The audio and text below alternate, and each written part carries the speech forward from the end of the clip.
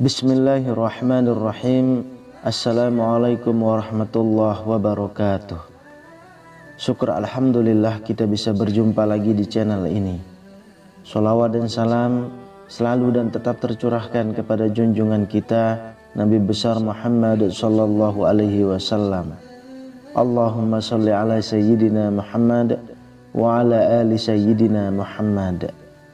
Harapan dan doa saya semoga saudaraku semuanya selalu diberikan kesehatan, dilapangkan rezekinya, diampuni dosa-dosanya, dan dipanjangkan umurnya. Amin ya rabbal alamin. Sahabat beriman yang dirahmati Allah, setiap yang bernyawa pasti akan mengalami kematian. Itu berarti seseorang yang masa hidupnya berada di atas tanah dan melakukan segala sesuatu untuk hidupnya, kini harus kembali ke dalam perut bumi. Tanah yang dulu kita injak-injak saat itu menjadi tempat istirahat untuk kita hingga menjelang hari kiamat. Memasuki ruangan yang asing pada hari pertama, tentu rasa resah dan gelisah akan senantiasa menghantui diri kita. Apalagi kita tahu bahwa di dalam tanah itu penuh dengan hewan-hewan yang tidak bersahabat baik dengan manusia. Juga suasana yang gelap dan pengap semakin menambah ketidaknyamanan. Lalu seperti apa gambaran hari pertama di alam kubur itu? Berikut ini adalah kisah mayat yang didatangi rauman pada hari pertama di alam kubur. Sahabat beriman yang dirahmati Allah, di dalam kitab Daqaiq Al-Akbar diceritakan mengenai keadaan mayat di alam kubur pada hari pertama ini. Diriwayatkan dari Abdullah bin Salam, sebelum mayat bertemu dengan Munkar dan Nakir, mayat didatangi oleh malaikat bernama Rauman yang wajahnya bersinar bagaikan matahari. Rauman mendatangi mayat dan duduk lalu berkata, "Tulislah apa yang telah engkau lakukan, baik dan jelek." Mayat berkata, "Dengan apa aku menulis? Mana pena dan tintaku?" Rauman lalu berkata, "Ludahmu adalah tintamu dan jari-jarimu adalah penamu."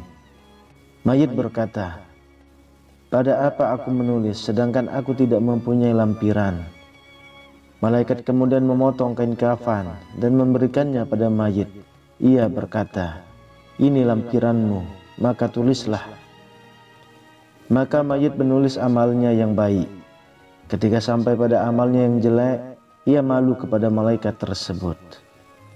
Malaikat langsung berkata, "Wahai orang yang salah, kenapa kamu tidak malu kepada zat yang menciptakan kamu ketika kamu melakukannya di dunia, dan sekarang kamu malu kepadaku?"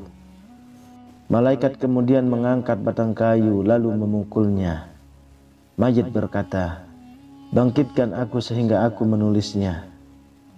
Kemudian ia menulis semua amal baik dan jeleknya.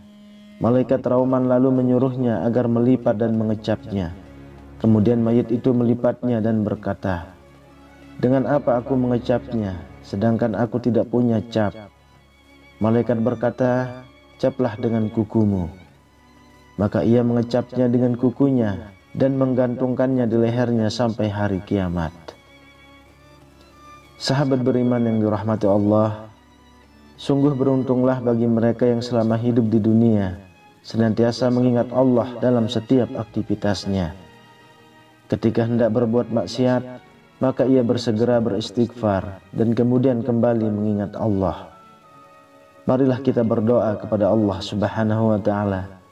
Semoga kita diberikan rahmat oleh Allah agar terbebas dari siksa kubur. Dan semoga diberikan jalan yang lurus oleh Allah untuk tetap istiqomah dalam iman dan Islam, sehingga kelak dapat diridhai oleh Allah untuk masuk ke dalam surga dengan hisab yang ringan. Amin ya rabbal alamin. Wallahu a'lam bissawab. Demikian yang bisa saya bagikan, semoga bermanfaat untuk kita semua. Assalamualaikum warahmatullahi wabarakatuh. آمن الرسول بما أنزل إليه من ربه والمؤمنون كل آمن بالله وملائكته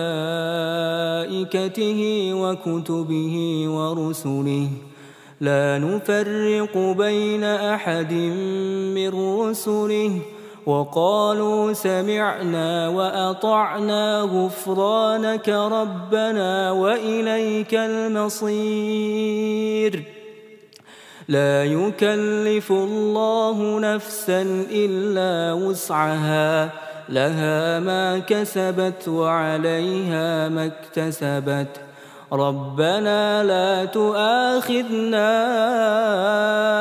إن نسينا أو أخطأنا ربنا ولا تحمل علينا إصرا كما حملته على الذين من قبلنا ربنا ولا تحملنا ما لا طاقة لنا به واعف عنا واغفر لنا وارحمنا أنت مولانا فانصرنا على القوم الكافرين.